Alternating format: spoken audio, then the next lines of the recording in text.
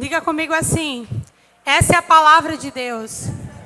Eu sou o que ela diz que eu sou. Eu tenho o que ela diz que eu tenho. Eu posso o que ela diz que eu posso.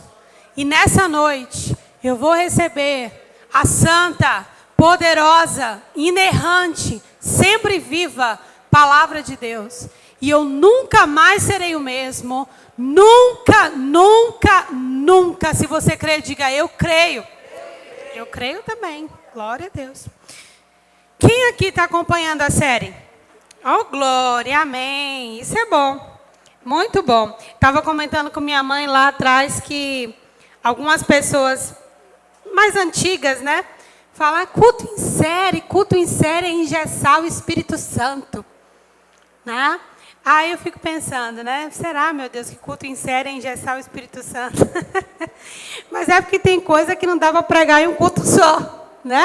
Precisamos de muitos cultos para pregar um assunto. E hoje nós vamos precisar de mais alguns minutos para dar continuidade. Amém?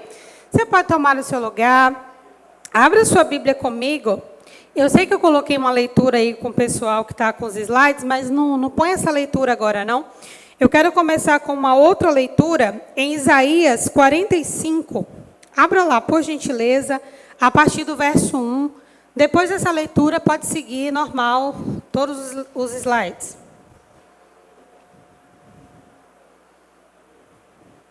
Você está lá comigo? Isaías 45, 1 é um texto bem conhecido, né? Diz assim: assim diz o Senhor ao seu ungido, a Ciro, a quem tomo pela mão direita para abater as nações ante a sua face, e para descingir os lombos dos reis, e para abrir diante dele as portas que não se fecharão. Eu irei adiante de ti, endireitarei os caminhos tortuosos, quebrarei as portas de bronze e despedaçarei as trancas de ferro. Dar-te-ei os tesouros escondidos e as riquezas encobertas, para que saibais que eu sou o Senhor, o Deus de Israel, que te chama pelo teu nome. Por amor do meu servo Jacó e de Israel, meu escolhido, eu te chamei pelo teu nome e te pus sobrenome, ainda que não me conheces. Eu sou o Senhor e não há outro além de mim, não há Deus. Eu te cingirei a quem não me conheces, para que se saiba até o nascente do sol e até o poente, que além de mim não há outro. Eu sou o Senhor e não há outro. Eu formo a luz e crio as trevas, faço a paz e crio o mal. Eu, o Senhor, faço todas essas coisas. Destilai aos céus, desde as alturas, as nuvens chovam justiça. Abra-se a terra e produza salvação, e juntamente com ela brote a justiça. Eu, o Senhor, as criei.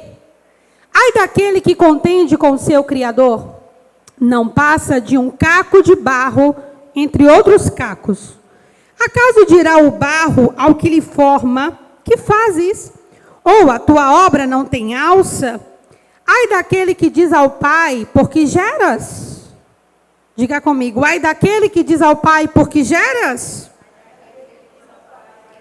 E a mulher: por que dás à luz?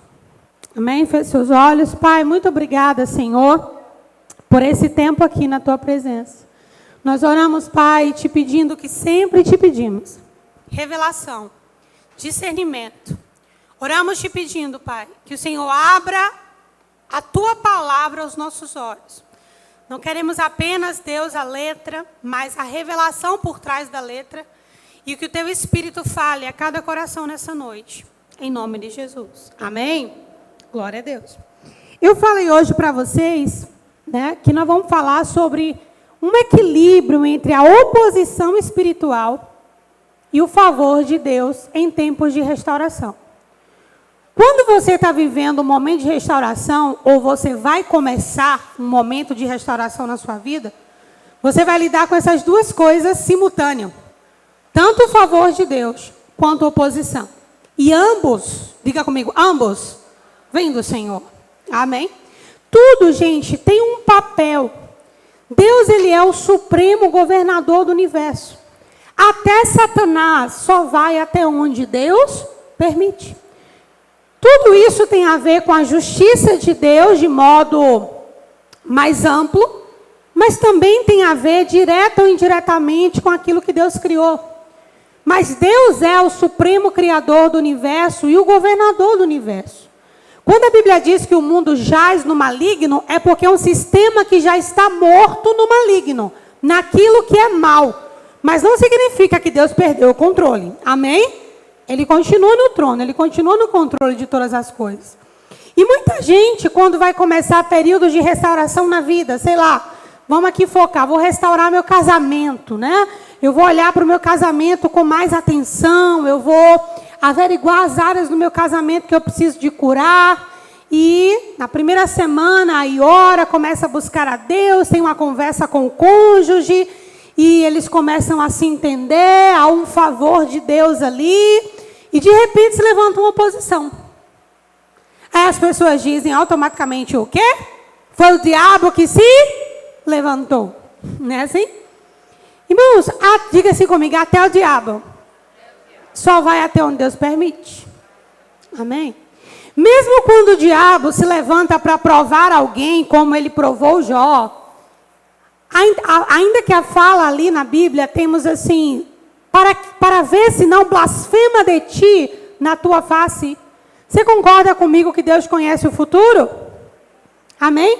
Deus não precisava que o diabo provasse Jó para saber se Jó iria blasfemar ou não.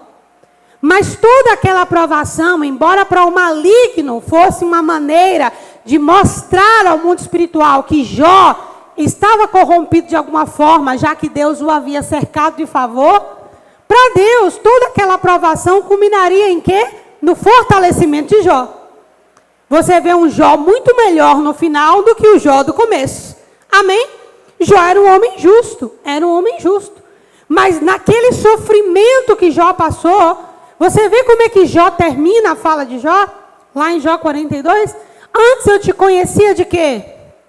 De ouvir falar. Mas agora os meus olhos te veem, ou agora eu ando contigo. Mas ele não parou aí.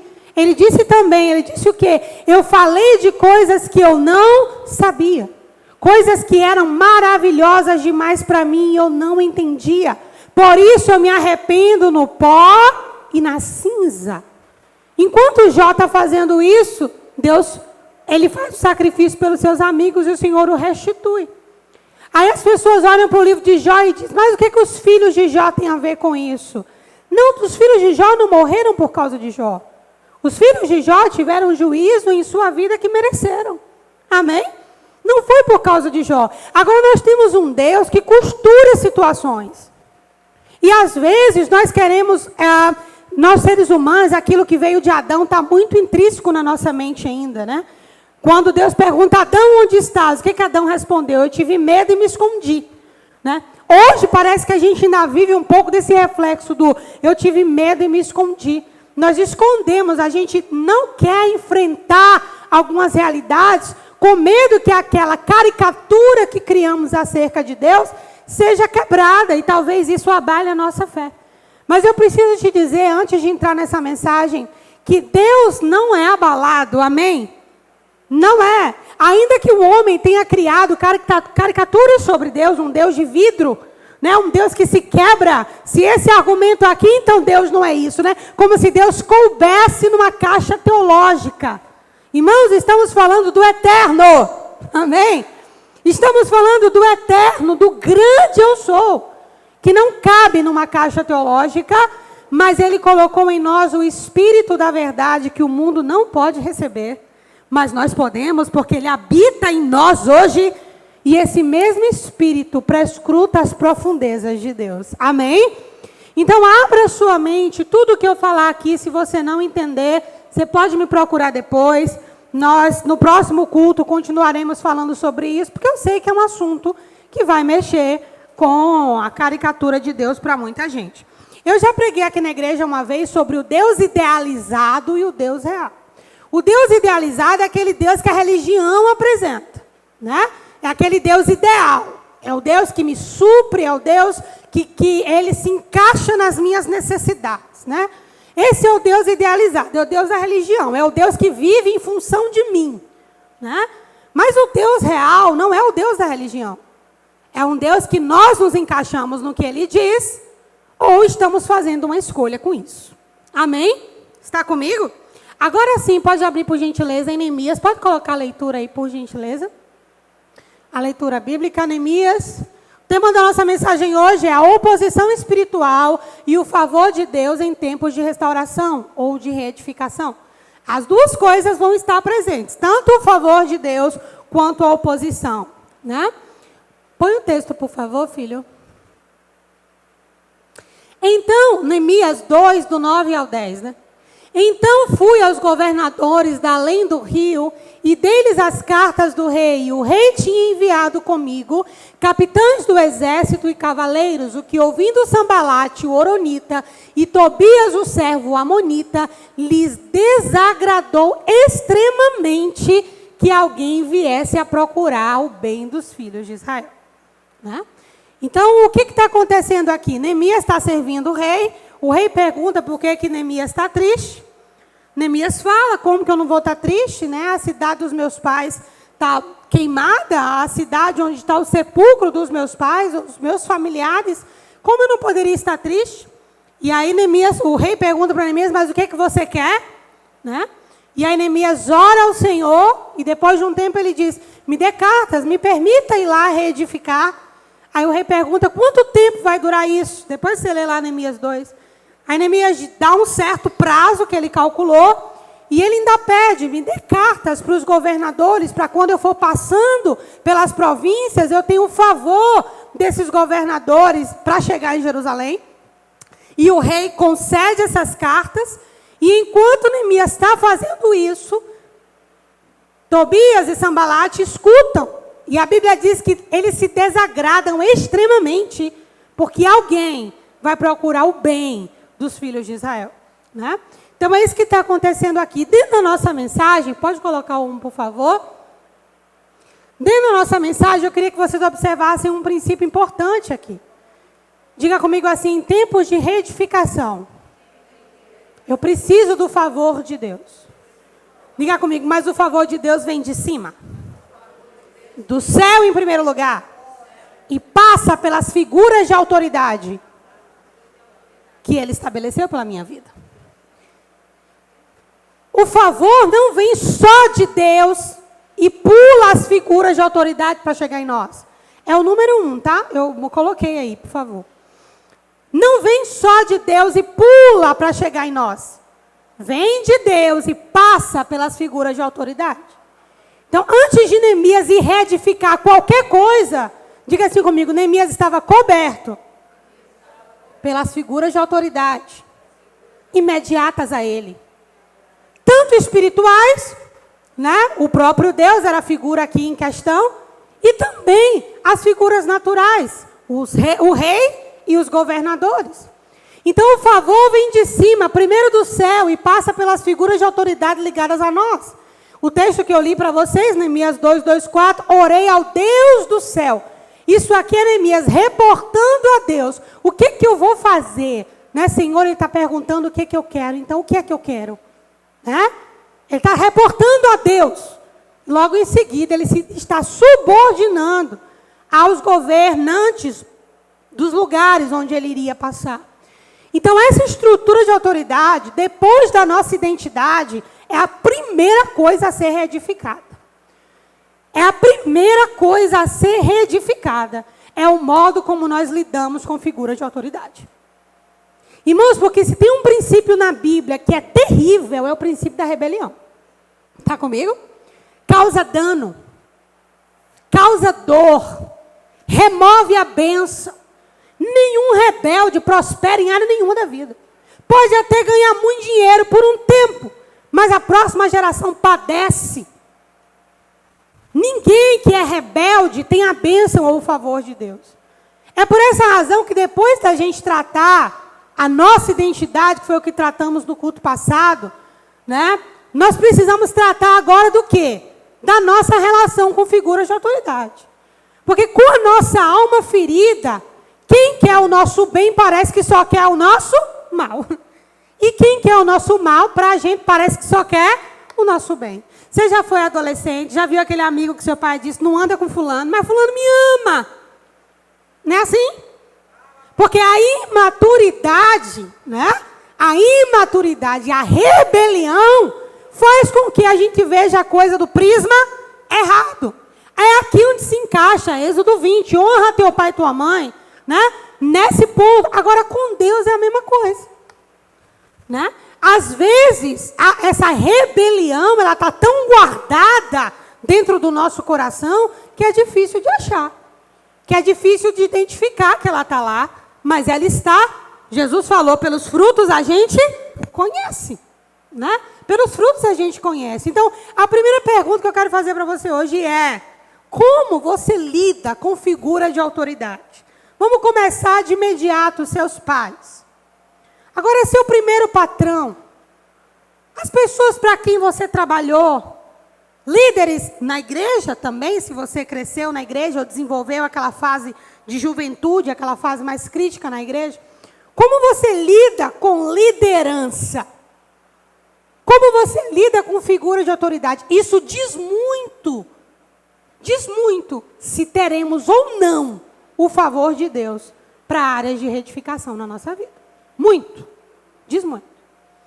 Então, Neemias, antes de botar um bloco, ele contou com a bênção de Deus, o favor de Deus e o favor de seus imediatos. Você está comigo? Seus pais já não estavam mais vivos, mas vale aquilo que eu preguei no culto passado. Honra-se a memória. Os pais não estavam mais vivos, mas eu tenho como honrar a memória dos meus pais, né? Então, a primeira pergunta que eu quero te fazer nessa noite é essa. Tá, pastor, eu quero retificar meu casamento. Sabia que para começar a retificar seu casamento, você precisa voltar nessa estrutura de autoridade familiar? Ah, pastor, eu preciso retificar a minha relação com os meus filhos. Você vai precisar voltar nessa estrutura de autoridade, nessa relação familiar? Ah, pastor, eu quero, sei lá, retificar a minha vida financeira. Você vai precisar voltar para essa estrutura familiar e divina. Então, gente, quando a gente fala de restauração, primeiro, a gente vai lidar com identidade. Falamos da saúde emocional de Neemias. E um homem, o que? Forte no espírito. Agora, nós estamos falando de uma outra perspectiva, um outro passo mais à frente. Que é justamente lidar com o favor de Deus e com a oposição espiritual. Quando nós não estamos bem resolvidos nessa esfera de autoridade, Satanás derrubar é muito fácil. Um exemplo, a parábola de Jesus com o filho pródigo. Foi fácil ou difícil derrubar aquele menino e levar ele à falência? Fácil. Honestamente, você acha que o diabo teve um trabalhão assim para criar um grande plano com um menino jovenzinho com dinheiro no bolso e rebeldia no coração? Precisava de um grande plano para isso? Claro que não. É óbvio que não. Não precisava. Já tinha o faca e o queijo. Eu ia falar o pão e o queijo. Já tinha a faca e o queijo. O diabo não precisa de um grande plano com alguém que não lida com figura de autoridade, né? Então, agora com Deus é o contrário. Com Deus, a relação com a autoridade é dever de casa básico. Sem essa, não avança em mais nada. Dever de casa básico. Não funciona mais nada na sua vida se você não relacionar muito bem essa questão da autoridade. Então, essa estrutura de autoridade aqui de Neemias, nada derrubaria esse cara. Nada.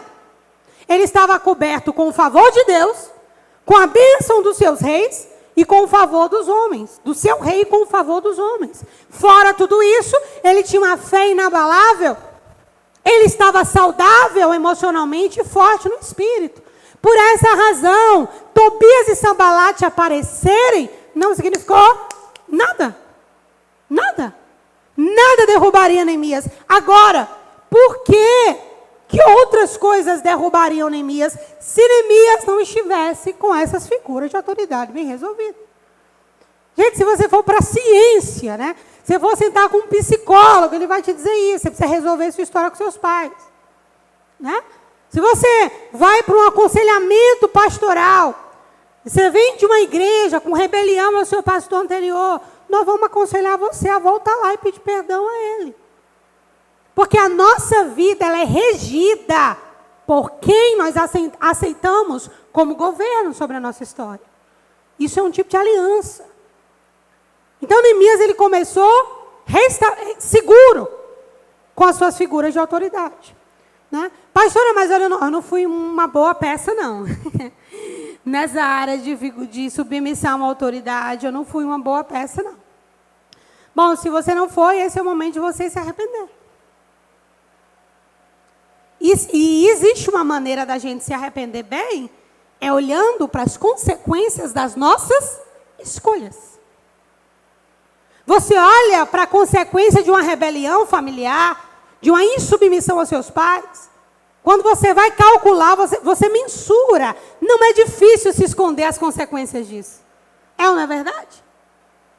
Arrependimento. Precisa. Se você olha sua rebelião com seu patrão, nenhum patrão prestou. Só prestava o patrão se fosse coligado, seu irmão. Né? Isso aqui está dizendo muita coisa também. Não funciona assim. Você não é obrigado a trabalhar em lugar algum. Se você não quer ou não precisa, ou como você queira fazer suas escolhas. Mas uma vez que você tem um patrão, entenda, é uma relação de autoridade que tem impacto direto na sua vida. Pode ser o cara que você conta galinhas. E ele é aquele que bota a galinha no caminhão. Se ele é em autoridade maior do que você deve respeito e honra a essa pessoa. Seja ele colocando galinha ou formiga, não importa. Não importa. Se eu não consigo me reportar em autoridade a uma pessoa que no trabalho está em uma escala maior, é uma pessoa que não tem nenhuma influência na minha vida diretamente, é naquele lugar de trabalho, você imagina como eu lido com figuras de autoridade no meu dia a dia, figuras de autoridade prática. Ou se eu sou autoridade, né? Quando eu sou autoridade na minha casa, é fácil ver como eu tratava as autoridades que estavam sobre mim. Porque tem um ditado que diz que se você quer conhecer alguém, dê poder a ele, não é assim? De fato é. De fato é. Então, se essa estrutura de autoridade está deformada, tudo no reino de Deus você vai ver deformado também. Porque tudo Deus começa pelo princípio da autoridade. Está comigo, queridos? Está comigo? Amém? Pode passar, por favor. O primeiro reparo em tempos de retificação é com nossas figuras de autoridade imediata. Pais ou representantes diretos. Sei lá, eu não tive pai, eu fui adotado. Representante direto. Quem ocupou esse lugar na sua vida? Quem ocupou esse lugar na sua vida? Né? Quem ocupou esse lugar? Líderes espirituais, pessoas que passaram pela sua história. Eu falei isso com alguém não tem muito tempo. Todas as pessoas que passaram por sua vida, não importa como elas saíram, irmão, mas se você olhar com um jeitinho, elas trouxeram uma mensagem. Eu falei um culto aqui que Deus prega o tempo todo. E prega mesmo, inclusive através de pessoas e situações. Deus está sempre falando, nós que não queremos ouvir. Nós não queremos ouvir. Então, quem foi essa pessoa que assumiu esse lugar de pai para mim? Quem foi essa pessoa? Quem foi essa pessoa que assumiu esse lugar de mãe na minha vida? Né? E como que eu me comportei diante disso? Honra. Nós lemos aqui em Isaías 45, que era um texto que eu ia ler depois. Mas aqui no verso 10, diz assim: ai daquele que diz ao pai, por que geras? Ou à mãe, por que dás à luz? Deus está fazendo um comparativo com relação a ele mesmo. Ele diz assim: aquele que contende com o seu Criador é como um caco de barro no meio de outros cacos. Né? Aí ele diz assim: porque quem é o filho que olha para o pai e diz, por que você me teve? Vamos trazer para o nosso português, eu não pedi para nascer. Né? Colocar no nosso português? Eu não pedi para nascer. Irmão, isso é uma burrice terrível. Além de desonra. Porque vida é um presente de Deus. E não pelos motivos que a maioria das pessoas acham, mas é porque essa vida determina a vida vindoura. Esse é o maior motivo pelo qual a vida é um presente. É porque essa vida determina a vida vindoura. Então nós precisamos respeitar mais aqueles que nos deram a vida. Então, como que você lidou com essas pessoas? Às vezes, talvez seja preciso você voltar lá e pedir perdão. Pela estupidez, pela ignorância, pela desonra, ou até pela ingratidão.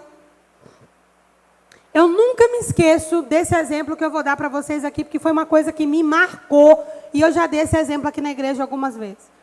Quando nós fomos morar na Bahia, em Cruz das Almas, nós morávamos colado com a casa do meu avô. Meu pai já havia falecido nessa época, e eu não me lembro por que motivo, agora eu não me lembro mais do motivo, mas meu avô tinha umas seteiras assim, e meu avô chamou, reclamou, falou alguma coisa comigo do lado de lá da seteira. E eu não me lembro mais o que foi exatamente. Eu só lembro que do lado de cá do meu quarto eu disse assim, minha mãe é Sara e o meu pai é Isaías. Meu pai tinha falecido acho que há uns 3 anos, mais ou menos. Eu não me lembro o motivo pelo qual meu avô me reclamou, nem se ele estava me chamando, ou eu não me lembro mais. Eu só sei que aquilo ficou na minha cabeça depois, porque ficou martelando. Né? E aqui, gente, é um dos sinais do Espírito Santo, viu?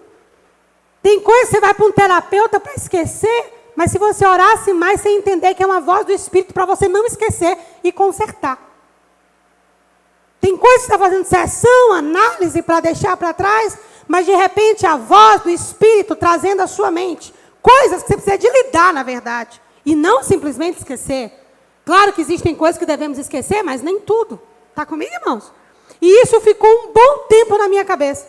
E eu lembro que, paralelo, bem naquela semana ali, eu sempre tive o costume de lavar meu cabelo de noite. Eu sei que ninguém gosta disso. Talvez eu seja a única pessoa na face da terra que gosta de lavar o cabelo à noite. Mas eu gosto de lavar meu cabelo à noite. Eu sempre tive cabelo grande. E nesse dia minha mãe tinha dito para eu não lavar o meu cabelo. E agora eu não me lembro se eu lavei por lavar ou se eu só de costume entrei no chuveiro. O fato é que eu saí do chuveiro com o cabelo molhado. E minha mãe deu aquele grito comigo. Tinha razão. E meu avô estava lá. Mas o interessante é a maneira como meu avô fez comigo. Irmão, se ele tivesse me dado uma surra, o que ele nunca fez, teria doído menos. Ele olhou para mim e falou assim, mas Susan, você é a filha mais velha. Sua mãe falou para você não lavar o cabelo por conta da sua saúde. Para que você foi lavar o cabelo agora? Suas, que coisa feia, filho. Irmãos, aquilo me constrangeu de uma forma. Quando eu juntei isso com o que meu avô me gritou da janela, daquele dia em diante eu passei a honrar meu avô como eu nunca tinha honrado antes. E honro meu avô até hoje. Ontem à noite eu estava com ele conversando. Deixa eu contar uma coisa para vocês do meu avô ontem, tá? Meu avô, sabe quem eu sou? Sei. Quem vou? Levou, eu sou Susan, sua neta. Ah, você faz o que da vida? Eu sou pastora, avô. Ele é de que igreja? Eu falei, da igreja batista. Ele, foi para a igreja batista porque é mais fácil, né? Eu digo, não, vô. Não é porque é mais fácil, não. Eu fui para a igreja batista quando eu tinha 13 anos. Ele, sei. E toquei o violão com ele ontem e foi uma bênção. Mas o que eu estou falando é que são figuras que você precisa de honrar. Está comigo, irmãos? Ele não é o meu pai, mas é o meu avô. Compreende o que eu estou dizendo para você? Não é o meu pai, mas é o meu avô. E a gente precisa entender que Deus está de olho. Eu vou dar um outro exemplo para vocês, bíblico agora. Vocês lembram que Esther era órfã? Lembram? Quem cuidou de Esther? Mardoqueu, seu primo. Primo não é figura de autoridade, depende da circunstância. Naquele caso era, porque ele tomava conta dela como pai. Aí eu te pergunto, o destino de Esther saiu da boca de quem? Dele. Esther queria sair da posição. Não chegar diante do rei para salvar os judeus. E Mardoqueu disse, será que não foi por um tempo como esse que Deus te fez rainha? Tudo que Esther aprendeu, ela aprendeu com seu primo. Naquela função ali, o primo era uma figura de autoridade. Estão entendendo o que eu estou falando? Então você precisa rever isso, tá? E eu vou te dar um conselho bem dado. Não entra para mexer em coisas mais profundas. Se com o básico, que é autoridade, submissão, você não consegue viver. Cuida dessa área primeiro. Depois você cuida de outras coisas. Tanto o fato de você saber se submeter, como você usar bem a autoridade que Deus te deu. Com relação aos seus filhos, no seu casamento, no seu trabalho, ou qualquer tipo de envergadura que Deus tenha te dado. Avalie essa sua posição. Amém? Porque isso é muito importante quando a gente trata de restauração. Pessoas de aliança, né? Pessoas de aliança não são pais, não são líderes espirituais, mas são pessoas que nós fizemos algum tipo de pacto. Essas pessoas merecem o nosso respeito. Está comigo? Merecem o nosso respeito. Você precisa honrar as pessoas com quem você tem aliança. De qualquer esfera, viu, gente? De qualquer esfera. Se é seu amigo, não descubra a nudez do seu amigo. Se é seu sócio, seja leal e transparente. Né? Se é um líder na igreja, mesmo que não seja seu pastor, seja fiel, verdadeiro, leal. Pessoas com quem nós temos aliança. Os olhos de Deus se importam com isso, pastora? Sim, se importam. Muito. Porque tudo que Deus faz começa pela hierarquia que Ele mesmo criou. Está comigo? Pela hierarquia que Ele mesmo criou. Pode passar, por favor. Quando a gente leu aqui, Neemias capítulo 2, a gente viu que a oposição acontece assim que a primeira movimentação no mundo espiritual é percebida. Assim que Neemias se dispôs a restaurar e reedificar os muros, a oposição apareceu simultaneamente com Tobias e Sanbalate. E os crentes precisam aprender a lidar com oposição. Gente, se não fosse os irmãos de José, José nunca seria governador. Está comigo? Se não fosse. Se você olhar as coisas pela perspectiva de Deus, você vai entender que algumas aflições e até oposições contribuem para o projeto de Deus para a sua vida. Já não está escrito que todas as coisas cooperam para o bem? Oh, vocês podiam dar um glória agora, né? Todas as coisas são todas as coisas. Se os irmãos de José não jogam ele lá e vendem ele para o Egito, ele ia crescer como o filhinho de Jacó, mas não seria o governador do Egito. Não atribua o seu destino à mão de terceiros. Deus está por trás da história. E às vezes nós nos prendemos ainda muito. O fulano fez aquilo comigo no meu passado. Se eu não tivesse escutado o fulano, hoje eu estava em outra situação. Quem já ouviu isso? Agora responda honestamente para si mesmo. Será? Ou as aflições que você passou de lá para cá te transformaram em uma pessoa diferente. Que hoje você pode olhar para trás e dizer, não faria a mesma coisa. Você está comigo? Sai dessa utopia de entregar o seu destino à decisão de terceiros. Você está onde deveria estar. O que está feito, está feito. O que você tem é o agora. E Deus conta com o agora para encaminhar você para o seu futuro.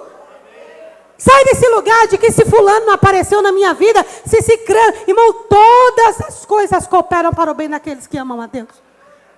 Ou é a pastora Tânia Tereza ou o pastor Cote que fala sobre isso. Deus sempre tem uma rota para quem saiu da rota. Deus sempre tem um plano para quem saiu do plano.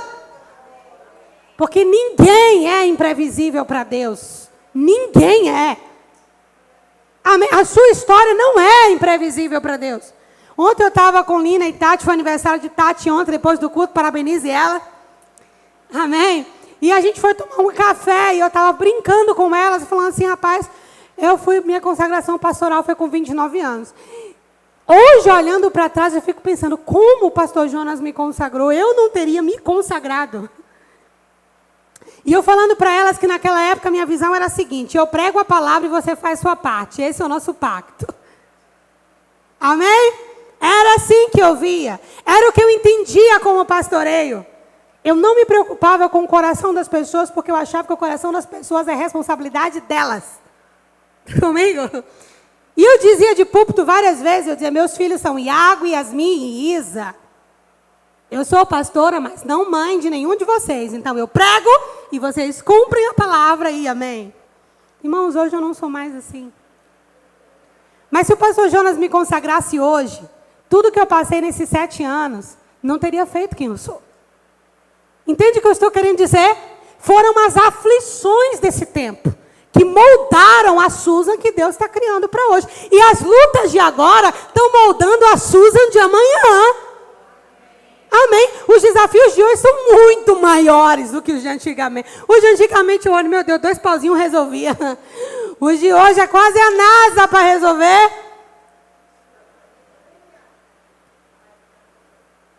Diga assim para a pessoa, mas Deus já contava com isso. Está comigo? Deus já contava com isso. Então preste atenção, pessoas de aliança são importantes. Tá? Pessoas de aliança são importantes. A oposição, ela vai acontecer, quer você queira ou não. Por 2 razões. Satanás foi criado para um propósito. Amém? Eu sei que essa é uma visão meio judaica, mas no judaísmo eles acreditam que tudo que Deus criou funciona para um propósito específico. Então Satanás foi criado para ser o que é. Aí você diz, pastor, mas ele não teve escolha? Aí eles acreditam assim, a presciência de Deus já sabia que ele faria essa escolha, então de qualquer forma ele foi criado para ser o que é. Satanás tem uma função nessa terra. E não é uma função que ele criou por ele mesmo. É uma função que Deus criou. Deus não tenta ninguém, mas Deus prova corações. Satanás, ele é um tentador. O objetivo da tentação é fazer o indivíduo cair na tentação. Deus, ele prova os corações. Agora, as coisas que acontecem na sua vida, pode parar para pensar. Tem uma dose de provação. E do outro lado tem a tentação. A tentação de desistir e a provação de suportar e continuar. Isso, gente, dá um cenário para a gente de um dualismo, também conhecido como livre-arbítrio. Se eu só fosse provado sem ser tentado, minha provação não faria sentido, porque eu não teria um outro lugar para correr. Uma coisa precisa da outra. Entende o que eu estou falando? Satanás tem a sua utilidade dentro do projeto de Deus para a humanidade, ainda que as pessoas se assustem ao ouvir isso, mas tem. Agora, ele só vai até onde Deus permite. Eu sei que culturalmente, na Bíblia também, há muitos versículos falando sobre os inimigos de Deus. Mas Deus não tem nenhum inimigo à sua altura. Na verdade, são pseudo-inimigos.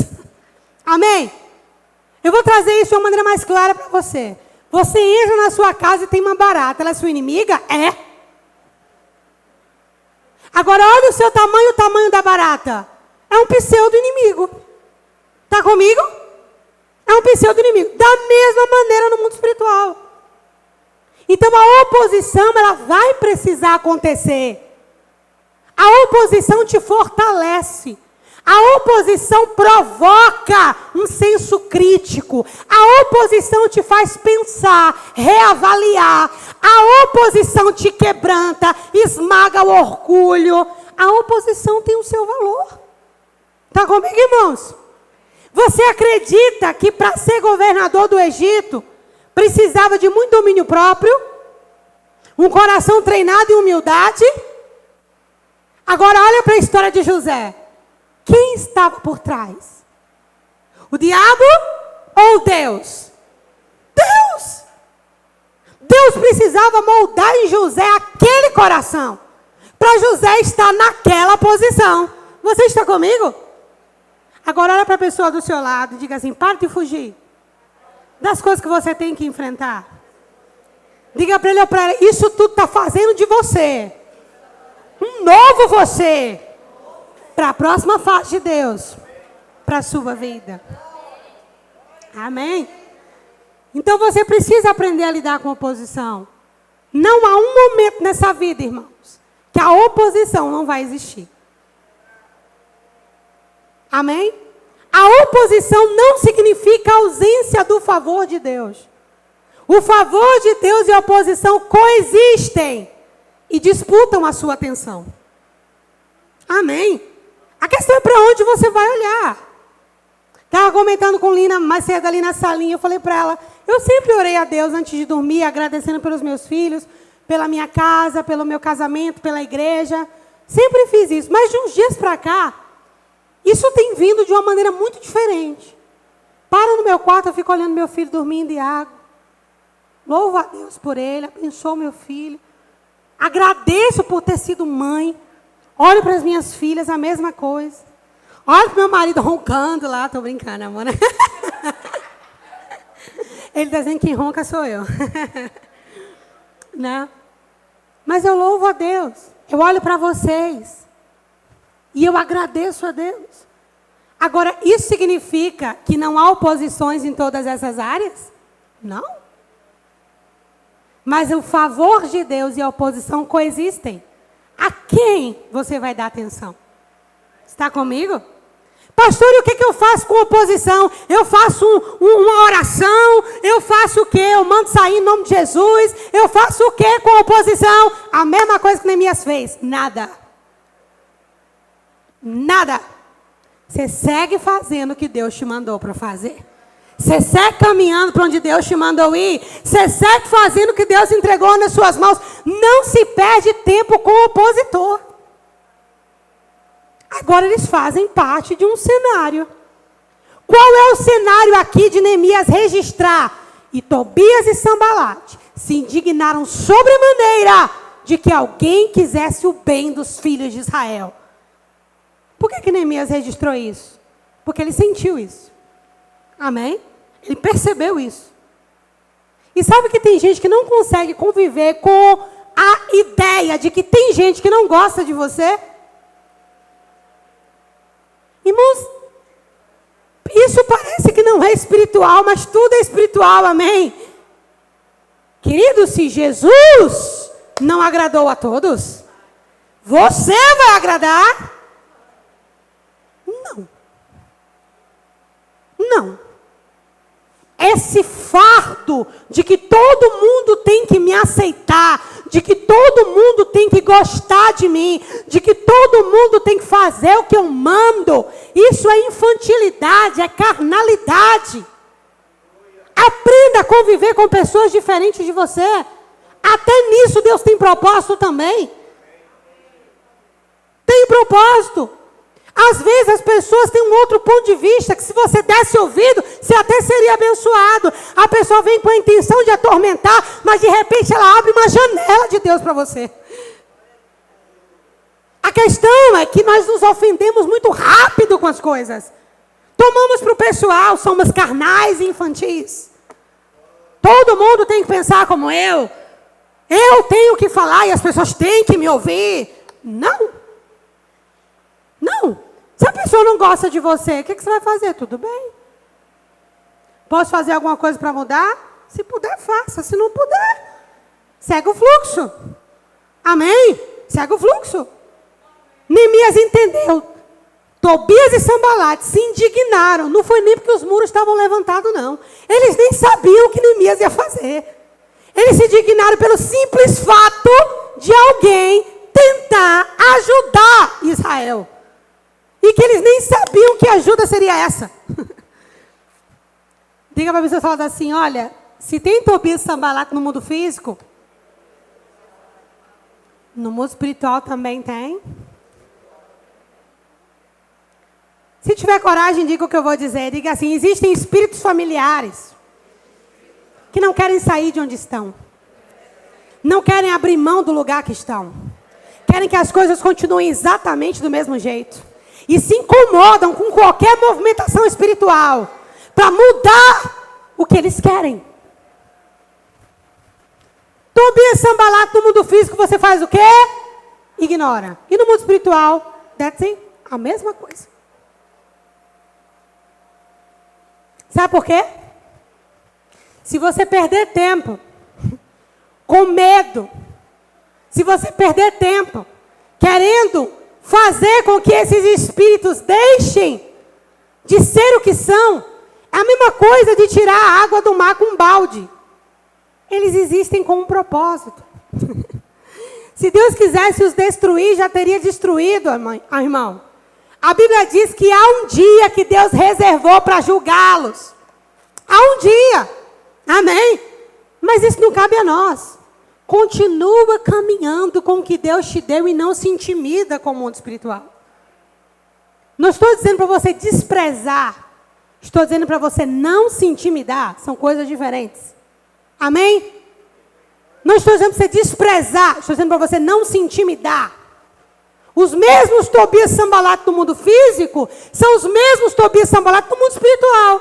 Que não querem sair de onde estão. Querem que sua família continue do mesmo jeito. Querem que as brigas sejam da mesma forma. Querem que os segredos dos seus filhos continuem guardados. Querem que os seus segredos continuem guardados. Querem manter a sua boca amordaçada. Querem manter você do mesmo jeito. Mas eles não têm poder nenhum sobre você. A menos que você dê. Amém. A menos que você dê. O apóstolo Paulo diz, pois a nossa luta não é contra a carne com o sangue, e sim contra principados e potestades, dominadores desse século, nas regiões celestiais. Agora, como que se faz uma batalha com aquilo que você não vê? Como que eu vou guerrear com hostes espirituais? Impossível, irmãos. Você é humano. Agora, quando nós estamos em Cristo, quando nós nascemos de novo e temos vida no Espírito, nós recebemos uma coisinha chamada autoridade, que não é nossa, é do nosso irmão mais velho, mas ele nos deu o seu nome. Você está comigo? Então toda batalha espiritual, primeiro vem com posicionamento, que o diabo não aparece assim do nada. Ele entra onde ele pode entrar. Ele precisa de uma brecha para isso. Primeiro se resolve com posicionamento. Depois com uma coisinha chamada resistência. Resistir o diabo e ele fugirá de vós. Crente precisa aprender a resistir. O nome de Jesus é poderoso, mas nem sempre é instantâneo se Deus quiser provar você. Amém? Diga para a pessoa do seu lado, instantâneo só miojo. Se Deus quiser provar você, irmão, você pode ir em nome de Jesus 24 horas por dia, até provar, acabar a saliva. Se Deus está por trás da tempestade, irmão, até ele alcançar o que ele quer de você, vai sobrar você e a vela do barco lá, dizer em nome de Jesus, em nome de Jesus. Está comigo? Amém? Então diga assim comigo, a oposição faz parte do plano de Deus. É ruim dizer isso, né? Mas diz de novo, fala, a oposição faz parte do plano de Deus. Amém, glória a Deus. Pode passar, por favor. Conheça o que foi destruído. Observe as áreas da sua vida e os desdobramentos que vieram por causa das áreas destruídas. Agora vá comigo para Neemias novamente, por favor.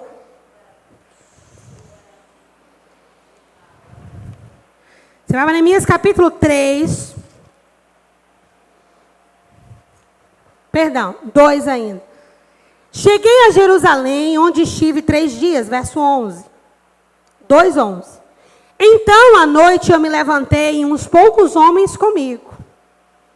Não declarei a ninguém, nem aos poucos homens que estavam com ele, o que o meu Deus me pusera no coração para fazer em Jerusalém. Não havia comigo animal algum, senão o que eu montava. De noite, saí pela porta do vale, para o lado da fonte do dragão, são as portas de Jerusalém. Para a porta do monturo, contemplei os muros de Jerusalém que estavam assolados, cujas portas tinham sido consumidas pelo fogo. Passei pela porta da fonte ao açude do rei, mas não havia lugar por onde passar o animal que eu montava, de tanto trambolho que tinha lá. Subi à noite pelo ribeiro, contemplei ainda os muros. Ele foi lá e olhou de novo os muros por um outro ângulo. Isso é muito importante. Voltei, entrei pela porta do vale e voltei para casa. Não sabiam os magistrados onde eu fora, nem o que eu fazia, pois até aqui não havia declarado coisa alguma, nem aos judeus, nem aos sacerdotes, nem aos nobres, nem aos magistrados, nem aos mais que faziam a obra. O que aconteceu aqui? Neemias, quando chegou em Jerusalém, ele foi ver com os próprios olhos aquilo que o amigo dele havia contado. Esse amigo, vamos usar a figura desse amigo, como as circunstâncias que vêm denunciando, muitas vezes, o estado da nossa alma ou das nossas relações. Neemias foi ver com os próprios olhos. Ele caminhou, ele olhou para um ângulo, ele olhou os muros de Jerusalém por outro ângulo. Teve lugares que ele não conseguiu chegar por conta dos monturos. E aqui é interessante porque você sempre começa pelo que pode, não pelo que não pode. Amém? Mas ele fez tudo isso em silêncio. Antes de você começar uma retificação na prática, você precisa conhecer a área da sua vida que foi assolada e os desdobramentos por conta disso. Diga comigo, um abismo. Chama outro abismo.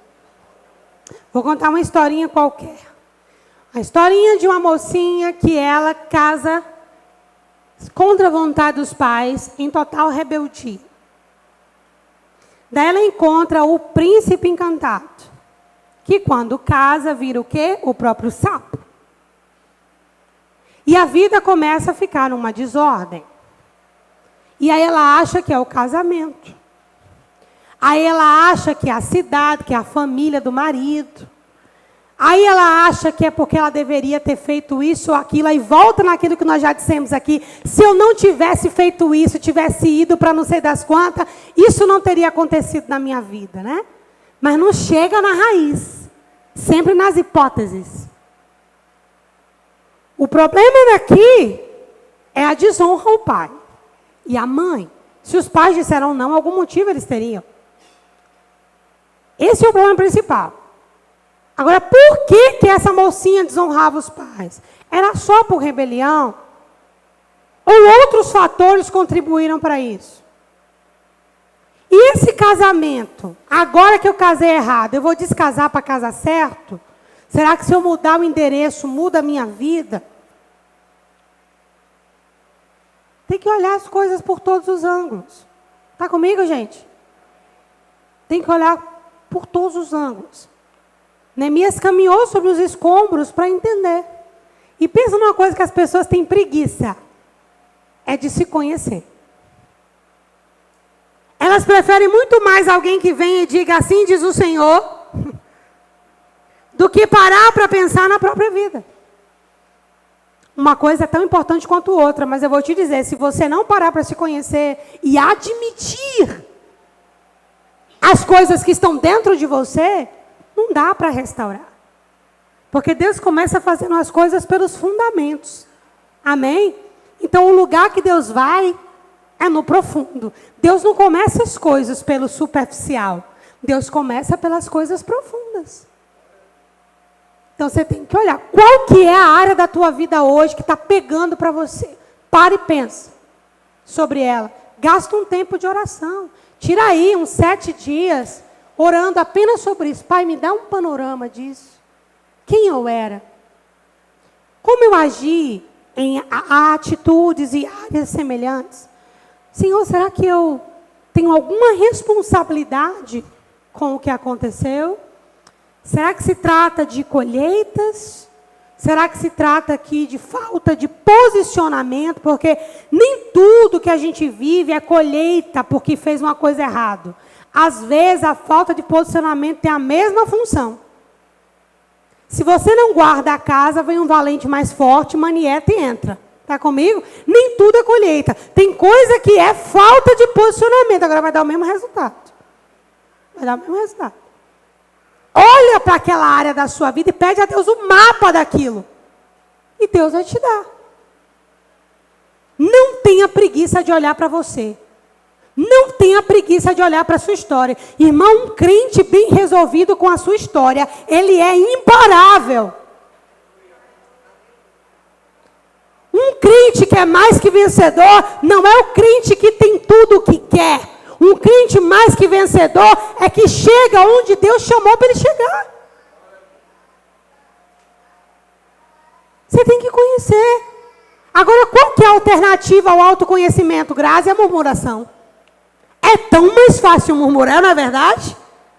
É mais fácil murmurar, queixar. Quem é o presidente da república, é a igreja, é a cidade, é o pai, é a mãe, é o vizinho, é a avó, é o avô. É todo mundo, menos eu. E essa postura, sem nenhum tipo de autorresponsabilidade, é terrível. É terrível. Diga assim comigo, Deus não trabalha com hipóteses, Deus trabalha com verdade. Diga assim para a pessoa do lado, Deus não vai se incomodar de deixar você sozinho segurando a vela do barco.